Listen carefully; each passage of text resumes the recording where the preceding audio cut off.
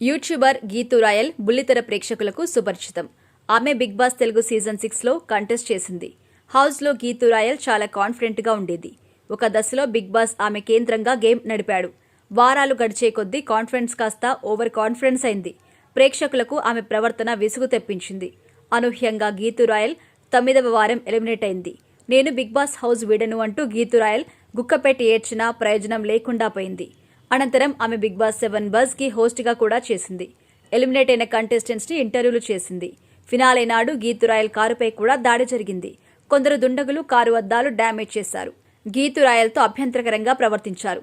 Geethu royal గతంలో big boss రివ్యూలు ఇచ్చేది. సీజన్ 8కి తిరిగి రివ్యూలు స్టార్ట్ చేసేసింది. తన రివ్యూలో గీతూ రాయల్ కంటెస్టెంట్ నాగమణికంఠకు మద్దతుగా మాట్లాడింది.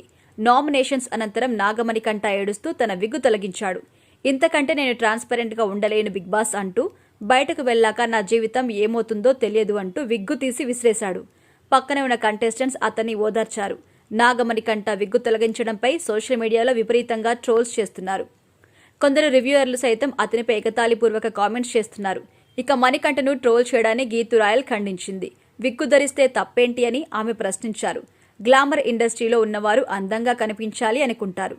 అందుకే మణికంఠ పూర్తి విగ్గు కూడా కాదు, ఎక్స్టెన్షన్ పెట్టుకున్నాడు. మహేష్ బాబుకి కూడా జుట్టు తక్కువగా ఉంటే హెయిర్ ట్రాన్స్ప్లాంటేషన్ చేయించుకున్నారని గీతూ రాయల్ అన్నారు.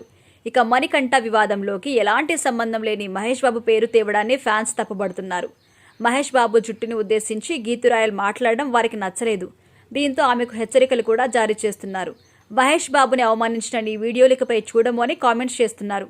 అనుకోకుండా మహేష్ బాబును విగ్గు విషయంలో ఉదహరించిన గీతూ రాయల్ ఇప్పుడు చిక్కుల్లో పడింది.